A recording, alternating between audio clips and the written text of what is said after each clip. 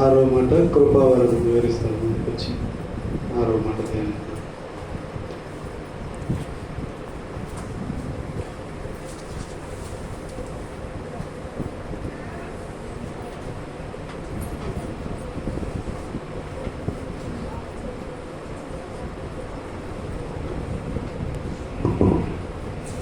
హల్లెలూయా. దేవుని నామానికి వందనాలు. మీ అందరికీ నా వందనాలు చెల్లిస్తున్నాను. యేసు ప్రభు సిలువలో పలికిన 6వ మాట వివరించడానికి నాకు అప్పగించారు. యోహాను సువార్త 19వ అధ్యాయం 30వ వచనం.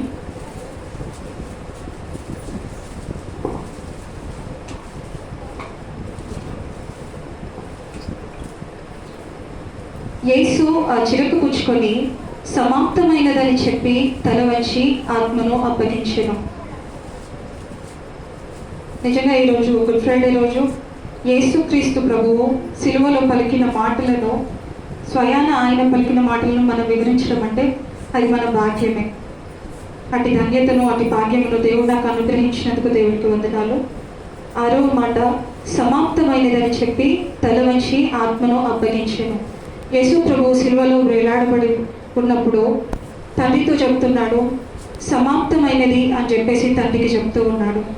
దేనిని సమాప్తమైనదని చెప్తున్నాడు, దేనిని యేసుక్రీస్తు సమాప్తం చేసినాడు అని చెప్పేసి చూసినట్లయితే, ఆయన ఎందుకు ఈ లోకంలోకి వచ్చినాడు, అసలు ఎందుకు జన్మించినాడు, ఎందుకు మరణం పొందినాడు అని చెప్పేసి మనం తెలుసుకోవాల్సింది.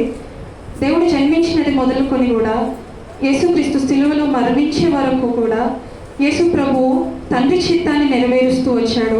అంతేకాకుండా లేఖనము నెరవేరునట్లుగా ఆయన జీవితంలో లేఖనములు నెరవేరునట్లు ఆయన తన జీవితాన్ని మలుచుకున్నాడు. యోహాను బాప్తిస్మమిచ్చి యోహాను యేసు ప్రభువుని చూసి ఏమంటాడంటే, ఇదిగో లోక పాపమును మోసుకొని పోవు దేవుని గొర్రెపిల్ల అని చెప్పేసి చెప్తున్నాడు. యేసు ప్రభు ఎందుకు ఈ లోకానికి వచ్చినాడు, దేనిని సమాప్తం చేయడానికి దేవుడు ఈ లోకంకి వచ్చినాడంటే, మన పాపములను మోసుకొని పోవుటకు, లోక పాపమును మోసుకొని పోవుటకు యేసు ప్రభు వచ్చి ఉన్నాడు. అయితే తన ప్రజలను వారిని విడిపించుటకు, నశించిన దాన్ని వెతికి రక్షించుటకు యేసు ప్రభు ఈ లోకానికి వచ్చి ఉన్నాడు. లూకా సువార్త 19వ అధ్యాయము 10వ వచనం చూద్దాము.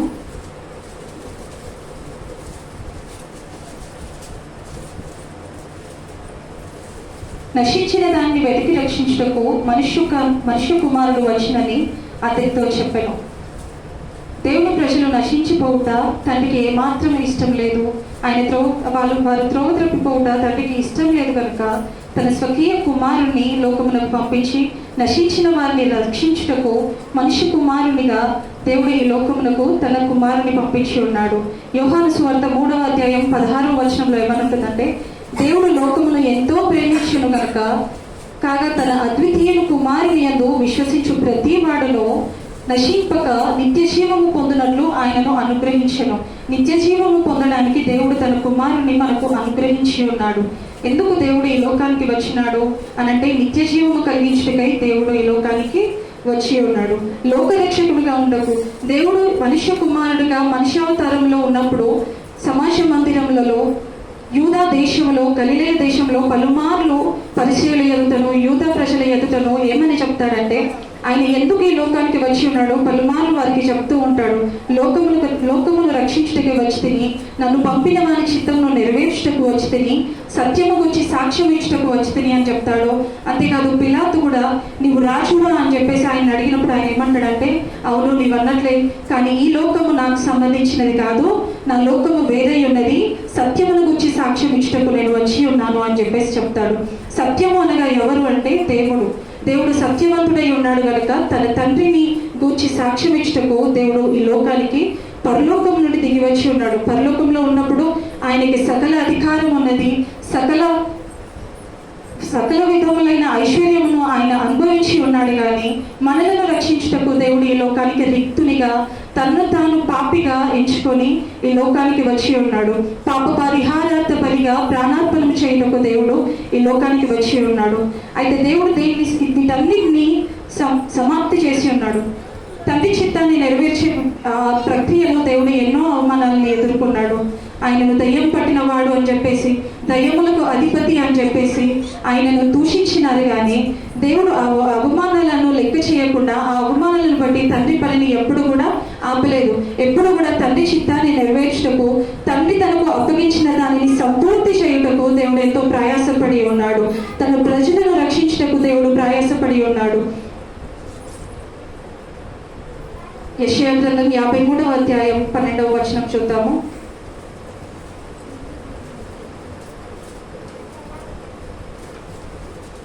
పదవ వచనం నుండి చదువుకుందాము. యెషయా 53వ అధ్యాయం 10వ వచనం నుండి. అతని నలుగుగొట్టుటకు యెహోవాకు ఇష్టమాయెను, ఆయన అతనికి వ్యాధి కలుగజేసెను. అతడు తల్లి తానే అపరాధ పరిహారార్థ పరిచేయగా అతని సంతానము చూచును. అతడు దీర్ఘాయుష్మంతుడగును, యెహోవా ఉద్దేశము అతని వలన సఫలమగును. అతడు తనకు కలిగిన వేదనను చూచి తృప్తి పొందును.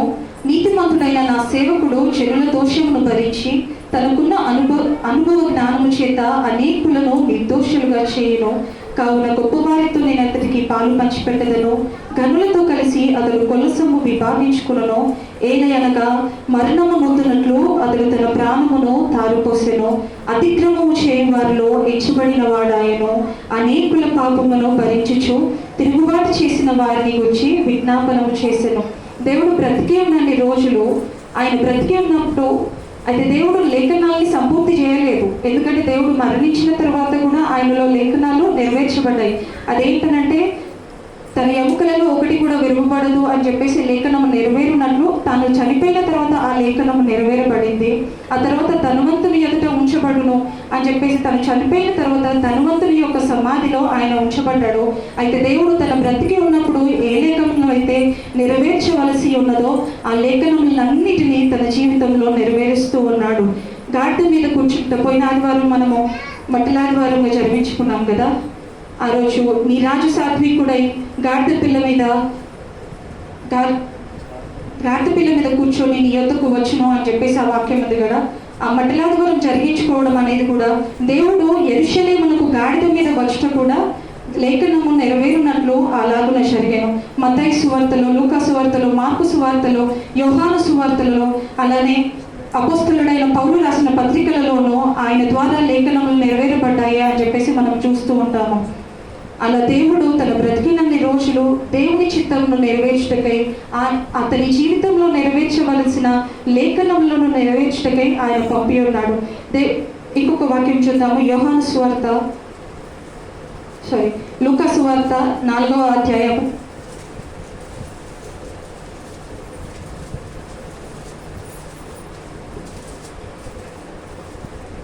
4వ అధ్యాయము 18-19 వచనం చదువుకుందాము.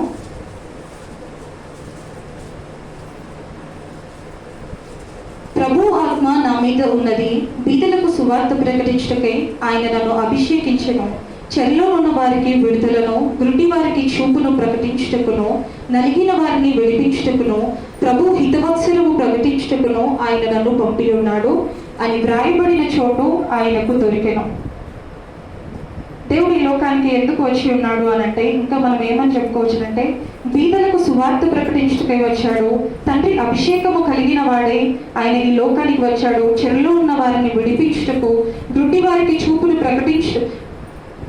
ప్రకటించుటకును, ప్రభు హితవత్సరమును ప్రకటించుటకు దేవుడు ఈ లోకానికి వచ్చి ఉన్నాడు. అయితే దేవుడు వాటిని నెరవేర్చలేదా, సంపూర్తి చేశాడా లేదా అని అంటే, 3 సువార్తల్లో మనం ఏం చూస్తామంటే, గుడ్డివాడైన వాడిని దేవుడు స్వస్థపరుస్తాడు.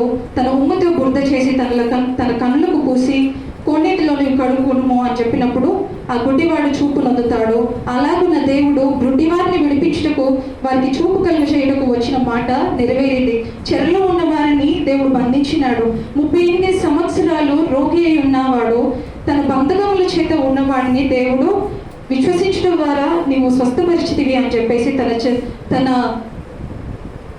చెర్లను విడిపించి ఆయనను స్వస్థపరిచి ఉన్నాడు. బీదలకు సువార్త ప్రకటించాడు. తన బ్రతికినన్ని రోజులు ఏది చేయలేదు కానీ, తన శరీరానుసారుడిగా ఉండి శరీర ఇచ్చలను నెరవేర్చలేదు కానీ, దేవుని చిత్తము నెరవేర్చటకే తనకు జ్ఞానం వచ్చినప్పటి నుంచి పరిసయ్యులలోనూ, యూదులలోనూ, సమాజ మందిరములలోనూ దేవుని ప్రకటిస్తూ వచ్చాడు.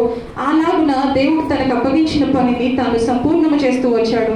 దయ్యములు పట్టినవాడు అన్నప్పుడు కానీ, ఆయనను దూషించినప్పుడు కానీ, ఆ తర్వాత శిలువ మరణము ముందు ఆయన మీద ఉమ్మి వేస్తారు, ఆయనను దూషిస్తారు, ఆయన మీద అబద్ధ సాక్ష్యం చెప్పి ఆయనను మరణముకు అప్పగిస్తారు. కానీ వాటన్నిటికీ దేవుడు భయపడలేదు. వాటన్నిటికీ ప్రభువా నేను పని చేయలేను అని చెప్పేసి వెనుతిరగలేదు. కానీ దేవుని చిత్తాన్ని నెరవేర్చడానికి వాటన్నిటిని సహించిన వాడై మరణమగునంతన తన విధేయత చూపి ఉన్నాడు. దేవుడిని పట్టుకోవడానికి సైనికులు వచ్చినప్పుడు పేతురు ఏం చేస్తాడంటే తన కత్తిని తీసి సైనికుల్లో ఒకరి చెవిని తెగనరుకుతాడు. అయితే అప్పుడు యేసు ప్రభు ఏమంటాడంటే నా తండ్రి నాకు అనుగ్రహించిన పాత్రలోనిది నేను త్రాగకుందునా అని చెప్పేసి అంటాడు. ఆ తర్వాత ఇంకొక సువార్తలో ఏమని చెప్తాడంటే నా తండ్రి చిత్తమును నెరవేర్చడానికి నేను వచ్చాను కదా, ఆ చిత్తమును నేను నెరవేర్చకూడదా అంటాడు. ఆ తర్వాత మత్తయితో పేతురుతో యేసు ప్రభు ఏమంటాడంటే నేను నా తండ్రిని వేడుకున్న ఎడల 12 వ్యూహ సైన్యములను 6,000 సైన్యములకు ఎక్కువ కలిగిన సైన్యమును ఆయన పంపించి నన్ను విడిపించలేడా అని చెప్పేసి చెప్తాడు. దేవుడు అలాగూ ప్రార్థన చేయొచ్చు, దేవా నన్ను విడిపించు అని చెప్పి ప్రార్థన చేయొచ్చు. కానీ ఆయన అలాగూ నా ప్రార్థన చేయలేదు. తండ్రి చిత్తము నెరవేర్పవ్వదు. దేవుడు నువ్వు నన్ను విడిపించు ప్రభు అని ఆయన ఏదైనా ప్రార్థన చేసినట్లయితే తండ్రి చిత్తము సంపూర్ణమై ఉండదు. తండ్రి చిత్తము సంపూర్ణమగుటకు తండ్రి చిత్తానికి లోబడిన వాడయ్యాడు, విధేయత చూపిన వాడయ్యాడు. కనుకనే తనలో దేవుని చిత్తము నెరవేరబడి ఉన్నది.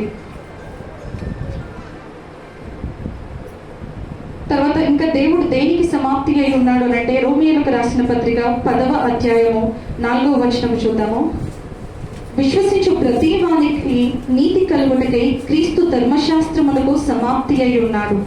ధర్మశాస్త్ర మూలముగా నీతిని నెరవేర్చువాడు దాని వల్లనే జీవించునని మోషే వ్రాయించున్నాడు. అయితే విశ్వాస మూలంగా నీతి ఇలాగ చెప్పుచున్నది, ఎవడు పరలోకమునికి ఎక్కిపోవునో అనగా క్రీస్తును క్రిందికి తెచ్చుటకు, లేక ఎవడు అగాధంలోనికి దిగిపోవునో అనగా క్రీస్తును మృతులో నుండి పైకి తెచ్చుటకు అని నీవు హృదయంలో అనుకొనవద్దు. అదేమని చెప్పుచున్నది, వాక్యము నీ యొద్దనో నీ నోటను నీ హృదయంలోనూ ఉన్నది, అది మేము ప్రకటించు విశ్వాసమే. అదేమనగా యేసు ప్రభువు అని నీ నోటితో ఒప్పుకొని దేవుడు మృతులలో నుండి లేపెనని నీ హృదయమందు విశ్వసించిన ఎడల నీవు రక్షించబడదువు. ఏలయనగా నీతి కలుగునట్లు మనుషుడు హృదయంలో విశ్వసించును, రక్షణ కలుగునట్లు నోటితో ఒప్పుకొనును. అయితే దేవుడు ధర్మశాస్త్రమును సమాప్తి చేసి ఉన్నాడు అంటే ధర్మశాస్త్రము ఏమని చెప్తుందంటే ధర్మశాస్త్రము యేసుక్రీస్తు ప్రభు వచ్చే వరకు కూడా మనుషులను పాపములో బంధించింది. ధర్మశాస్త్రము శిక్షను విధించింది. ఇంకొక వచనంలో ఏమని ఉంటుందంటే ధర్మశాస్త్రము ఉగ్రతను పుట్టించింది, ధర్మశాస్త్రము నిర్బంధించింది అని చెప్పేసి ఉంటుంది.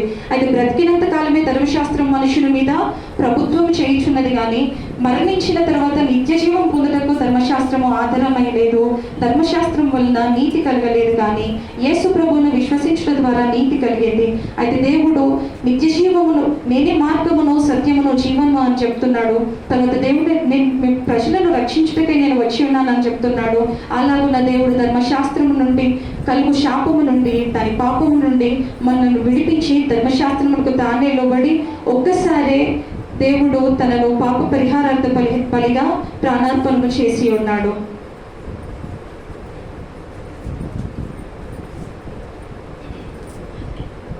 యోహాను సువార్త 14వ అధ్యాయము 6వ వచనంలో ఏమని చెప్తాడంటే నేనే మార్గమును సత్యమును జీవమును, నా ద్వారా తప్ప తండ్రి యొద్దకు ఎవడునో రాడు అని చెప్పేసి చెప్తాడు.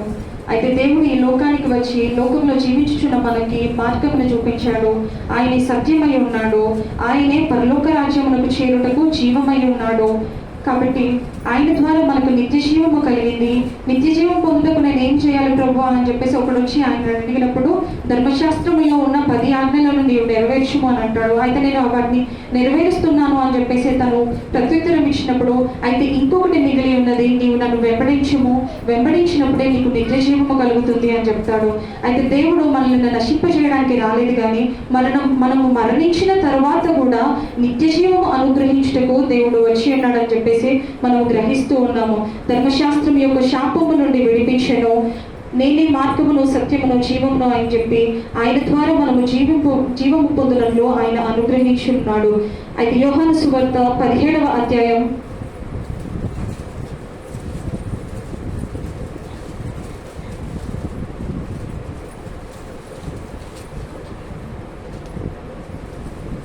17వ అధ్యాయం 4వ వచనం చేయుటకు నీవు నాకు ఇచ్చిన పని నేను సంపూర్ణముగా నెరవేర్చి భూమి మీద నిన్ను మహిమపరిచితిని. తండ్రి అయిన దేవుడు కుమారుని పంపినప్పుడు ఆయనకి ఏ పనినైతే తండ్రి అప్పగించి ఉన్నాడో దాన్ని నేను సంపూర్ణంగా నెరవేర్చి భూమి మీద నేను మహిమపరిచింది అని చెప్పేసి దేవుడు చెప్తున్నాడు.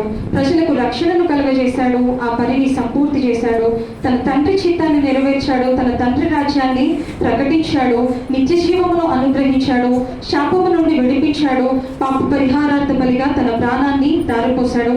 ఈ విధంగా దేవుడు తన జీవితంలో తండ్రి చిత్తాన్ని నెరవేరుస్తూ వస్తూ సిలువలో వేలాడబోయబడి ఉన్నప్పుడు తండ్రిని చూసి ఆ మీద యోహాను సువార్త 19వ అధ్యాయంలో 28వ వచనం చూసినట్లయితే, అటు తరువాత సమస్తమును అప్పటికి సమాప్తమైనదని ఎరిగి దప్పికొనుచున్నాను అని చెప్పేసి చెప్తాడు. సమాప్తమైనదని యేసు ప్రభు ఎరిగి సమాప్తమైనది ప్రభువా, నీవు నాకు అప్పగించిన పనిని నేను సంపూర్తి చేసి ఉన్నాను, ప్రజలకు నీ రక్షణను వెల్లడి చేసి ఉన్నాను, ప్రజలను రక్షించి ఉన్నాను, నీ సత్యమునకు నేను సాక్షిగా ఉన్నాను అని చెప్పేసి నీవు నాకు అప్పగించిన ప్రతి పనిని నేను సంపూర్ణం చేసి ఉన్నాను తండ్రి. ఇదిగో నీవు నాకు అప్పగించిన పని చేయుటకు నీకు తండ్రి తనకిచ్చిన పనిని నీవు నాకు ఇచ్చిన పనిని సంపూర్ణంగా నెరవేర్చి తండ్రి భూమి మీద నేను మహిమపరిచి ఉన్నాను అని చెప్పేసి తన తండ్రితో సమాప్తమైనది అని చెప్పేసి చెప్తున్నాడు. దేవుడు సంపూర్ణుడిగా ఉండి సమస్తమును నెరవేర్చిన వాడే సమాప్తమైనది అని చెప్పేసి తండ్రితో చెప్తూ ఉన్నాడు. ఆ విధంగానే దేవుడు సమాప్తమైనది అని చెప్పేసి పలికినాడు. తర్వాత దేవుడు ఇంకా దేన్ని సమాప్తి చేసినాడు అని అంటే, సిలువలో తను ఎన్నో శ్రమలను పొందాడు, ఎన్నో గాయములను పొందాడు, ఎన్నో అవమానములను పొందాడు. వాటన్నిటికీ కూడా దేవుడు సమాప్తి అని చెప్పేసి చెప్తున్నాడు. తనకు కలిగిన శ్రమలను సమాప్తి చేశాడు, అలాగే మనకు కలిగిన శ్రమలను కూడా సమాప్తి చేశాడు, పాపమును సమాప్తి చేశాడు, తన శరీర అవతారమునకు కూడా సమాప్తి చేశాడు. దేవుడు ఈ లోకమునకు వచ్చి శరీరధారుడిగా మనుష్య కుమారుడిగా ఉండి తను నెరవేర్చవలసిన ప్రతి దానిని నెరవేర్చి తను ప్రతి దానిని సమాప్తము చేసి తండ్రి నీవు నాకు ఇచ్చిన పనిని నేను సంపూర్తి చేసి ఉన్నాను ప్రభు, ఇదిగో భూమి మీద నేను మహిమపరిచి ఉన్నాను అని చెప్పేసి దేవుడు చెప్తున్నాడు. ఆయన సగం పని చేయలేదు, లేకపోతే నేను ఈ పనిని నేను ఈ పాపమును నేను ఈ శాపమును నేను భరించలేను అని చెప్పేసి వెనుతిరగలేదు. కానీ ఆయన మరణము పొందినట్లుగా తండ్రికి విధేయుడయ్యాడు, మరణము పొందినట్లుగా తనను తాను తగ్గించుకున్నాడు, తనను తాను రిక్తునిగా ఎంచబడ్డాడు. దేవుని మాటకు లోబడిన వాడే దేవుడు అప్పగించిన పనిని సంపూర్తి చేసి సమాప్తమైనది అని చెప్పేసి చెప్తూ ఉన్నాడు. అయితే దేవుని విశ్వసించిన మనము, యేసు ప్రభువుని విశ్వసించిన మనము కూడా సంపూర్ణులుగా ఉండాలని యేసు ప్రభువు కోరుకొచ్చున్నాడు. తండ్రి తనకు అప్పగించిన పనిని యేసుక్రీస్తు నెరవేర్చాడు.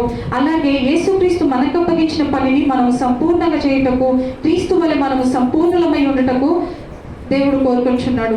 మనము సంపూర్ణంగా ఉండాలంటే ఏం చేయాలి? దేవుడు సంపూర్ణంగా తనకు అప్పగించిన పనిని సమాప్తి చేసి ఉన్నాడు. అయితే మనము కూడా ఆయనలాగా సంపూర్ణమై ఉండటకు చూస్తున్నాడు. ఎఫెసీయులకు రాసిన పత్రిక 4వ అధ్యాయము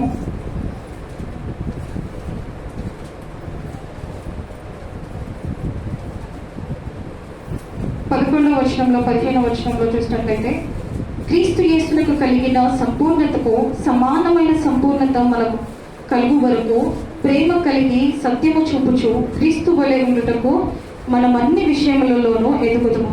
అయితే క్రీస్తు ఆయన అన్ని శ్రమలు పొందుతున్నప్పటికీ కూడా, ఆయన శరీరం నిండా గాయంలో ఉన్నప్పటికీ కూడా మొదటి నుంచి 5 మాటలలో చూసినట్లయితే ప్రేమ కలిగి ఉన్నాడు, క్షమాపణ కలిగి ఉన్నాడు, రక్షణకర్త అయి ఉన్నాడు. అయితే దేవుడు ప్రేమ కలిగి ఉన్నట్లు సత్యమును ప్రకటించినట్లు క్రీస్తు యేసునకు కలిగిన సంపూర్ణతకు సమానమైన సంపూర్ణత, ఆయన ఎట్లాంటి సంపూర్ణత అయితే కలిగి ఉన్నాడో అలాంటి సంపూర్ణతనే మనము కూడా, దానికి సమానమైన సంపూర్ణత మనము కూడా కలుగు వరకు ప్రేమ కలిగి సత్యము చెప్పుచు క్రీస్తు వలె ఉండుటకు మనం అన్ని విషయంలోనూ ఎదుగుదుము. ఆ ప్రేమ కలిగి ఉన్నప్పుడు సత్యము చెప్తూ క్రీస్తు వలె ఉండుటకు మనము ప్రయాసపడినట్లయితే, యేసు ప్రభు ఎలాగైతే సంపూర్ణం చేసి సమాప్తి అయినదని చెప్పాడో, ఒకనొక దినమును మనము మరణము అవ్వవలసిన దినమున కూడా యేసు ప్రభుకు మనము చెప్తాము, దేవా నీవు నాకు అప్పగించిన పనిని నీవు సంపూర్ణము చేసినట్లే నేను కూడా సంపూర్ణము చేశాను, నీవు సంపూర్ణమై ఉన్నట్లే నేను కూడా సంపూర్ణము చేశానని చెప్పేసి మనం చెప్పగలుగుతాము. ప్రేమ కలిగి సత్యము చూచుచు క్రీస్తు వలె ఉండటకు మనం అన్ని విషయంలోనూ ఎదుగుతాము. దేవుడు తన వాక్యమును దీవించిన గాక. ప్రార్థన చేసుకున్నాము. ఒక నిమిషం అండి, ఒక పాట పాడుకుందాము.